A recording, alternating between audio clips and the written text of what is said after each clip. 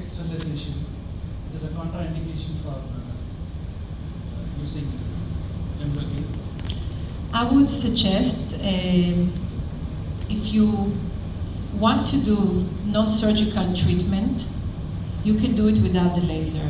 Look, laser has a lot of application, but for periodontal non-surgical treatment, I don't use it, and I recommend to use what we know for the past 100 years, that scaling and root planing is helping and can reduce the pocket from 8 millimeters to 5 or 4, from 7 from 5 to 5, 4 or 3 millimeters. We can do it, apply scaling and root planing. Now, if you want to have periodontal regeneration, you should add a periodontal regenerative material.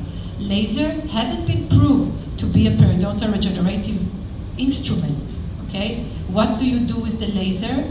You are actually burning the granulation tissue, and maybe you can harm the cementum. And I want to tell you a story. I got a referral patient that came after laser treatment, and his gums never healed. It was always inflamed and had a bleeding all the time from his gums, and the doctor tried to monitor it and reschedule him for scaling and root planing, for cleaning, and it never healed. And he didn't understand, the doctor, why. So he sent the patient to me, and I look at the patient and I said, okay, if you tried already scaling and root planing for so many times and it didn't help, I want to open the flap and see what's happened in the root surface. So I opened the root surface, I raised the flap, and I wanted to watch the roots. And in the roots itself, what did I see, you know? I see black spots on the root surface. And I asked him, I don't understand why there is black spot on the root. Something was burning there in the roots. And then he told me, you know, I did in the beginning laser treatment for periodontal pockets. And then I understood. For me, it's a really contraindication to use lasers in a periodontal pocket because it can cause to root cementum burn. So if you burn the cementum, you burn the protein on the root surface, you will cause to denaturation of the root surface. That means cells cannot rebuild there.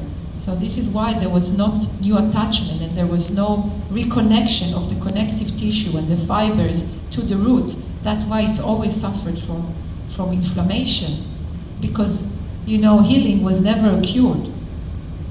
So that's why my recommendation for you, do scaling and root planing, and if you want to do periodontal regeneration, so add periodontal regenerative material like emdogain, and don't use laser. This is for me, it's a big, something is misleading there for us as a dentist, as a solution for everything. This is not. We need to understand what harm our tool can cause. So laser you use when you see the root, or when you see where you can harm with the laser teeth, right? So that's my recommendation. Do not combine it, that's for sure. Thank you.